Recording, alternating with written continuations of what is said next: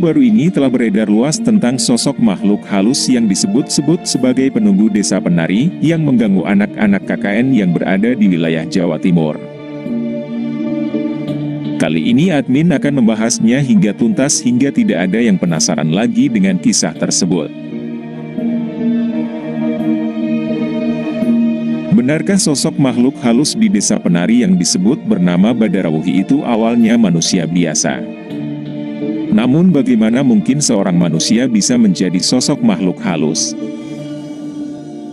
Alangkah baiknya sebelum kita simak pembahasannya lebih lanjut, silahkan bantu perkembangan channel ini dengan menekan tombol subscribe dan loncengnya terlebih dahulu.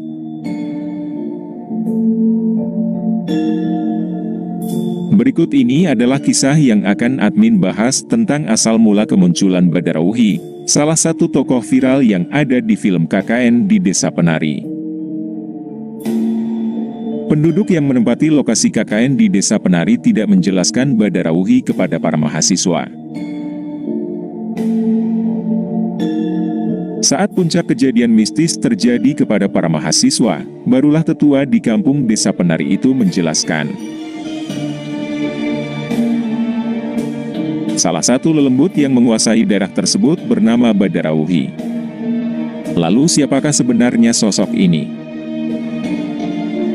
Badarawuhi adalah ratu penguasa hutan di desa tempat KKN Bima dan kawan-kawan berlangsung. Badarawuhi adalah salah satu pemilik tempat mandi, atau sinden para penari yang lokasinya berada di hutan. Selain menjabat sebagai ratu dan pemilik sinden, Badarawuhi juga punya tugas untuk menyenangkan para penjaga hutan yang berupa para lelembut. Tempat yang dikunjungi Bima dan Ayu dalam cerita KKN di Desa Penari adalah lokasi keramat yang sebenarnya tidak boleh dimasuki oleh manusia. Namun, Ayu dan Bima juga tidak hanya memasuki wilayah tersebut tetapi juga melakukan hubungan intim. Hal itu membuat Badarawuhi murka dan mengutuk mereka berdua. Kemudian Ayu harus menjadi seorang penari dan menggantikan posisi Badarawuhi. Sementara itu, Bima harus mengawini Badarawuhi. Dari perkawinan itu kemudian dilahirkannya ribuan anak yang berwujud ular. Siapa sebetulnya sosok Badarawuhi ini dan bagaimana awal mula dia muncul? Badarawuhi adalah salah satu primadona sosok penari yang digambarkan memiliki kecantikan yang luar biasa. Wujudnya separuh ular dan separuh manusia atau siluman. Dia adalah penunggu desa yang diduga berada di kawasan Banyuwangi, Jawa Timur. Cerita ini dimulai ketika Rangda, yaitu calon arang, menyebarkan wabah atau pagebluk ganas di wilayah Kediri. Pagebluk itu sendiri mengakibatkan seperempat populasi Kediri harus meregang nyawa, setelah mengalami rasa sakit yang menyiksa sebelum meninggal, serta memuntahkan duri-duri tajam. Kejadian tersebut akhirnya membuat raja saat itu yang bernama Air Langga mengutus seorang empu, bernama Barada untuk mengalahkan calon arang. Air Langga berjuang dengan murid-muridnya yang sebagian besar adalah gadis-gadis belia. Pasukan Air Langga saat itu pun menghabisi mereka tanpa ampun. Sebelumnya, ilmu yang dipakai lawan sudah diketahui kelemahannya lalu dihapus dengan mantra-mantra suci dari sang empu. Namun rupanya ada 5 murid Rangda yang berhasil menyelamatkan diri dari pembantaian yang dilakukan oleh prajurit Kediri yang dipimpin oleh Barada yang bernama Empu Bahula. 5 orang gadis belia murid Rangda yang bersembunyi berhasil melarikan diri dan berpencar supaya tidak mudah terlacak oleh prajurit Kediri. Mereka pergi dengan membawa lontar-lontar ajaran Rangda untuk dipelajari di kemudian hari. Salah satu di antara kelima murid Rangda yang berhasil melarikan diri itu bernama Ratna Nareh. Dia adalah murid paling muda di antara yang lainnya. Ratna Nareh inilah yang menjadi cikal bakal adanya Badarawuhi. Berbeda dengan keempat anggota calon arang yang lain, yang memilih menyeberang ke Bali, Ratna Nareh memilih jalan yang berbeda. Dia melintasi Gunung Kawi, Gunung Bromo, dan terus ke timur untuk menghindari bertemu manusia. Diketahui, usia Ratna Nareh saat itu masih sangat belia, yaitu 17 tahun. Ratna Nareh hidup mengembara sambil mempelajari lontar yang membuat ilmu dari gurunya, calon arang bangkit, sehingga membuatnya sakti. Dia memiliki ilmu kanuragan dan kanujiwan yang membuatnya mampu untuk menaklukkan para pemimpin jin dan makhluk halus yang ada di hutan-hutan Pulau Jawa yang dilaluinya. Bahkan karena lontar tersebut, Ratna Nareh mendapatkan anugerah untuk awet muda. Hingga tidak terasa 300 tahun telah berlalu. Ratna Nareh dalam pengasingannya tidak sedikit pun tampak perubahan pada diri Ratna Nareh. Dia masih tetap terlihat muda dan tidak menampakkan tanda-tanda penuaan.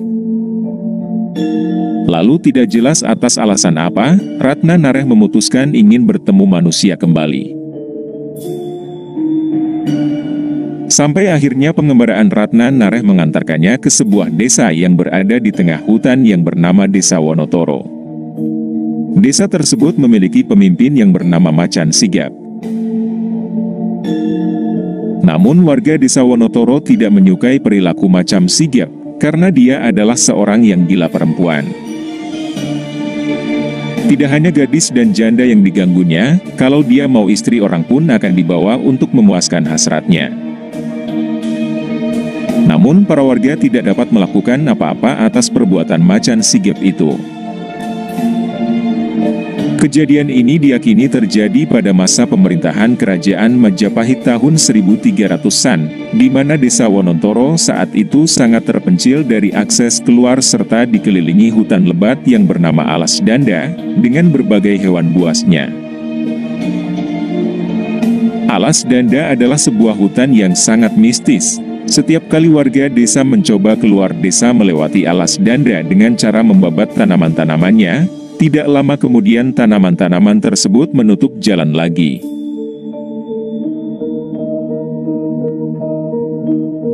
Banyak warga yang tidak dapat kembali jika nekat menerobos hutan tersebut. Hal itulah yang membuat Lurah Macan Sigap tiada lawan tanding di desa tersebut.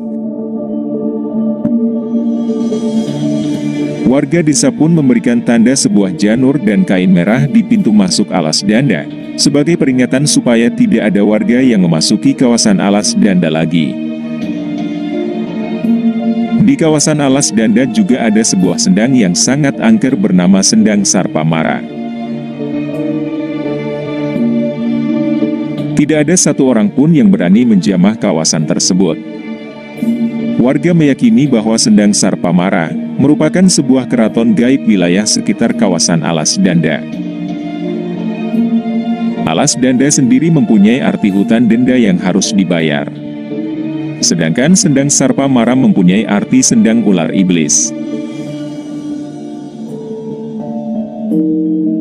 Setibanya Ratna Nareh di Desa Wonotoro, tampak jelas rasa bahagianya setelah sangat lama dia tidak bertemu manusia. Sebaliknya, warga desa malah heran ada orang luar yang berhasil memasuki Desa Wonotoro, apalagi orang itu adalah seorang gadis belia yang sangat cantik. Kabar mengenai kedatangan seorang gadis belia dan cantik di Desa Wonotoro akhirnya didengar oleh Macan Sigap. Dengan nafsu yang membara untuk bisa meniduri Ratna Nareh, Macan Sigap pun mendatangi Ratna Nareh yang saat itu sedang ada di sebuah warung. Dia pun menawarkan kepada Ratna Nareh untuk menginap di tempatnya dengan alasan Ratna Nareh merupakan tamu desa. Ratna Nareh tanpa curiga menyetujui tawaran sang kepala desa tersebut.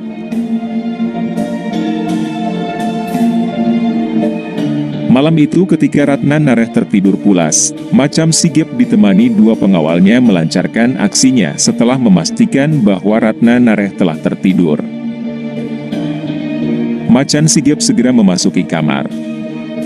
Namun baru dia membuka pintu, tubuhnya langsung terpental. Macan Sigep muntah darah dan akhirnya tewas. Dia tidak menyadari bahwa Ratna Nareh memagari ruangan tersebut dengan mantra-mantra. Dua pengawal Macan Sigep yang mengetahui majikannya telah tewas dengan segera membunyikan kentongan dan memanggil para warga desa. Ratna Nareh yang terganggu dengan suara kentongan pun akhirnya terbangun dan melihat jasad Macan Sigep yang telah berlumuran darah. Namun anehnya Ratna Nareh justru mendekati jasad Macan Sigep dan menjilati darah yang keluar dari mayatnya.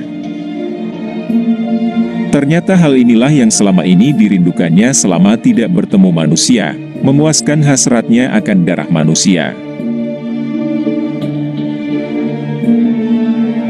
Saking asyiknya Ratna Nareh menikmati darah Macan Sigep, hingga ia tidak menyadari kehadiran warga desa telah mengepungnya. Namun melihat hal itu warga desa tidak ada yang berani mendekatinya. Pada awalnya kematian Macan Sigep disambut gembira oleh warga, yang mengira akan terbebas dari perilaku kesewenang-wenangannya selama ini. Dan akhirnya membuat warga menganggap Ratna Nareh sebagai penerus Macan Sigep untuk memimpin desa Wonotoro. Namun sepertinya warga telah salah.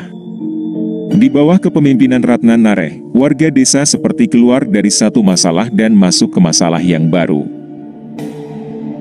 Warga desa Wonotoro seperti menjadi pelayan dari Ratna Nareh. Mereka tidak dapat menolak apapun yang diinginkan olehnya, entah karena mantra-mantra dari Ratna Nareh atau dari ketakutan dari para warga. Pada intinya Ratna Nareh seperti seorang raja kecil di desa Wonotoro, bahkan jika Ratna Nareh ingin jalan-jalan keliling desa, dia memerintahkan para penduduk untuk menandunya. Hingga suatu ketika di saat Ratna Nareh berkeliling desa, dia melihat janur dan kain merah yang dipasang dekat sanggar pamujaan yang juga merupakan gerbang masuk alas danda. Dia pun bertanya kepada warga yang menandunya dan akhirnya dia tahu bahwa tanda itu merupakan sebuah peringatan supaya tidak memasuki kawasan tersebut.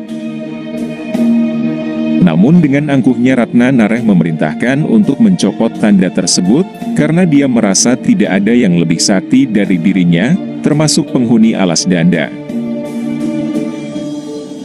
Tidak hanya itu, Ratna Nareh pun merekrut paksa para gadis belia menjadi muridnya, sama seperti apa yang dilakukan gurunya dulu, untuk mengajarkan ilmu Panghiwe Tantra kuno. Ilmu ini merupakan ilmu yang bersifat ilmu kerohanian yang berkembang sejak masa Sriwijaya hingga Singasari, dianut oleh beberapa raja, namun disesatkan oleh calon arang, hingga condong menjadi ilmu hitam tingkat tinggi. Ajaran inilah yang digunakan oleh Ratna Nareh untuk mencuci otak para muridnya dengan pemahaman-pemahaman yang menyeleweng. Di suatu malam di hari Anggoro Kasih atau Selasa Kliwon, Ratna Nareh mengumpulkan warga di sanggar pamujaan, dan dia memaksa para pemuda membuat tabuh-tabuhan musik, sedangkan para gadis dipaksa menari di sanggar pamujaan. Suatu tempat sakral yang harusnya digunakan untuk memuja dewa, malah dipergunakan untuk sebuah pertunjukan tari, sebuah hal terlarang yang dilakukan di desa tersebut. Dahulu menurut para leluhur desa, jika warga desa mengadakan pertunjukan tari, para penunggu alas danda akan berdatangan, dan ketika pertunjukan berakhir, penunggu alas danda akan mengambil jiwa salah satu penari wanita untuk dibawa ke dalam hutan. Hal itulah yang membuat leluhur khawatir dan melarang diadakannya tabuh-tabuhan dan pertunjukan tari di desa tersebut. Namun sekarang Ratna Nareh seolah menantang para penghuni alas tersebut, juga dengan mengadakan pertunjukan tari. Bahkan Ratna Nareh jumawa dengan berkata, jika penghuni alas danda berani membawa salah satu penarinya, maka alas danda akan diobrak-abriknya. Ratna Nareh memilih gadis yang masih perawan sebagai penari, sedangkan para penabuhnya haruslah seorang laki-laki yang masih perjaka, dan pertunjukan malam itu pun digelar. Para gadis menari, para pemuda menabuh musik, dan para warga seolah hanyut dalam kesenangan hingga lupa akan malapetaka yang mengancam mereka, yang telah diperingatkan sejak dulu kala. Tanpa mereka sadari, ketakutan leluhur desa akan menjadi kenyataan. Suara tabuhan dan energi tarian tersebut merasuk menembus hingga ke dalam alas danda, membangkitkan para penghuni gaib, merusak selaput tipis yang selama ini memisahkan alam nyata dan alam gaib. Para penghuni gaib alas danda berhamburan menuju lokasi diadakannya acara tari-tarian. Namun di balik itu semua, ratu penguasa Sendang Sarpa Mara sangat begitu marah. Ratu Sendang Sarpa Mara sebetulnya adalah bawahan dari Ratu Pantai Selatan. Mereka berpindah-pindah menjaga titik penting di Pulau Jawa yang berhubungan dengan kekuasaan selatan dan utara. Dikisahkan, ada hubungan gaib antara utara selatan yang membangun sumbu mistis antara Segoro Kidul yang ganas, dengan Gunung Lawu yang meraung-raung. Tidak ada manusia yang bisa menghentikannya jika mereka marah, apalagi dalam waktu yang bersamaan. Sumbu ini sekaligus menghubungkan gerbang gaib, di mana yang kasat mata mampu berbicara dengan yang tak kasat mata. Gerbang selatan berada di pantai selatan yang memiliki tanda dengan karang. Sedangkan gerbang utara berada di puncak Gunung Raung, dan desa itu ternyata merupakan salah satu titik di mana penghubung pantai utara Jawa dan selatan. Dan Sendang Sarpa Mara merupakan titik tengah dari sumber tersebut. Saking pentingnya tempat tersebut, sosok senopati yang bertugas di Sendang Sarpa Mara tidak ada yang berani menyebut namanya. Beliau dikenal dengan panggilan Ratu Penguasa Sarpa Mara, dengan pakaian serba hijau. Sosok senopati utusan Ratu Selatan tersebut memimpin pasukan yang sangat sakti di Sendang tersebut. Penguasa Sendang Sarpa Mara sebenarnya menaruh rasa hormat kepada manusia. Dia memandang manusia adalah makhluk sempurna berasal dari alam ruh, kemudian tapa berata selama 9 bulan di dalam rahim ibunya, sehingga dianggap mampu hidup di dua alam.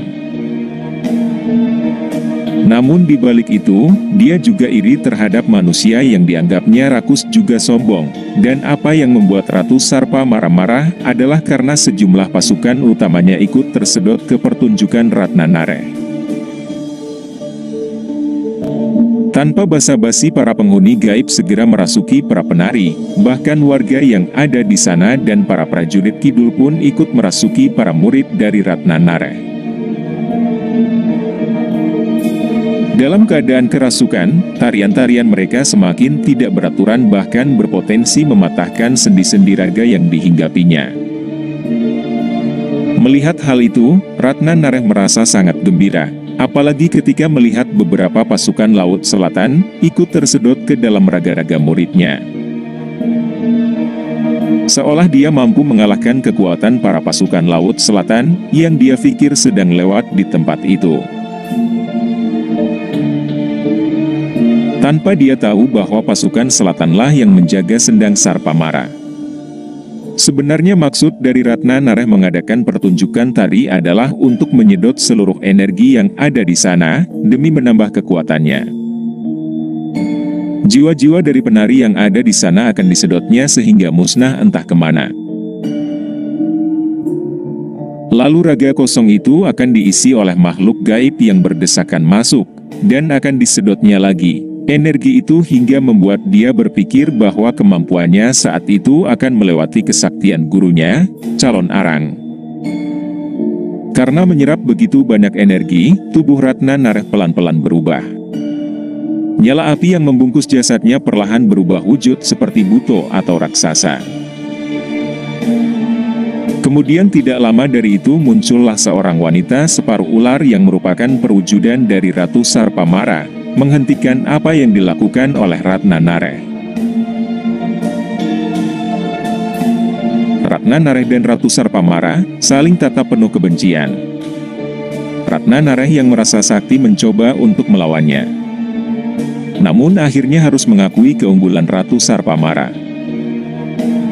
Tubuh Ratna Nareh lemas seketika. Ratu seperti mengetahui kelemahan dari ilmu pengiwa milik Ratna Nareh, dan membuat seolah ilmunya lenyap tidak berbekas.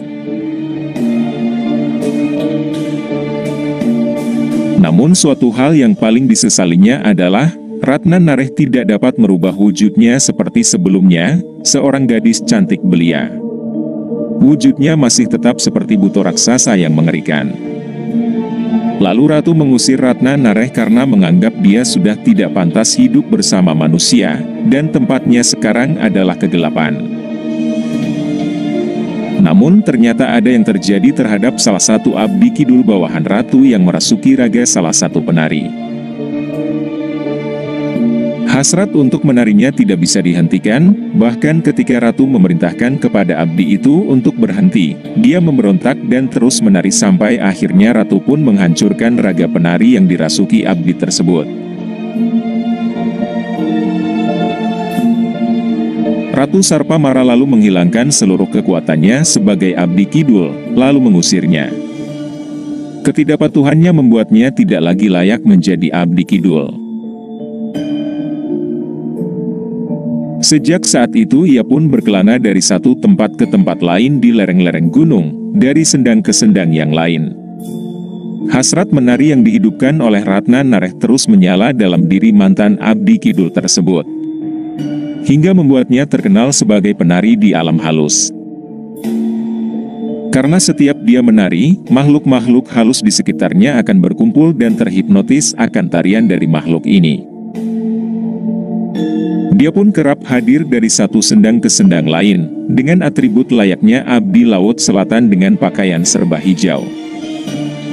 Bekas abdi kidul itu tetap dianggap sosok subada, atau sosok kuat yang mendatangi atau dalam bahasa Jawa ngerauhi sendang-sendang. Karena itulah dia mendapatkan nama Subada Rauhi.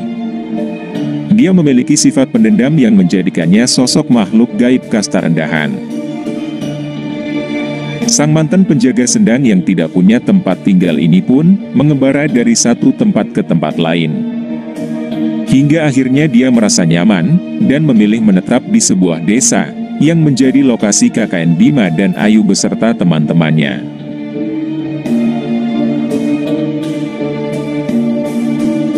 Wujud dari siluman itu sendiri adalah sosok wanita layaknya manusia sungguhan, yang mengenakan atribut berbau pantai selatan, yaitu memakai kebaya dan selendang hijau. Dia memiliki sifat jahil dan suka menggoda terutama kepada kaum laki-laki, dan disebut bisa beranak pinak jika ada laki-laki yang menyentuhnya, atau tergoda olehnya. Namun ketika dia marah, akibat ada yang mengotori tempatnya atau melanggar aturan wilayah dia berkuasa, maka wujudnya akan berubah menjadi siluman ular.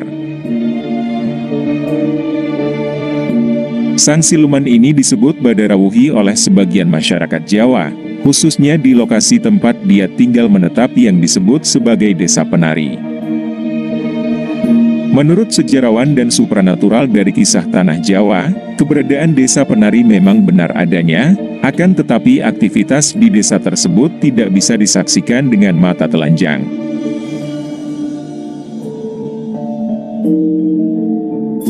Demikian pembahasan kali ini mengenai cerita asal mula kemunculan Badarawuhi yang ada dalam cerita KKN di Desa Penari.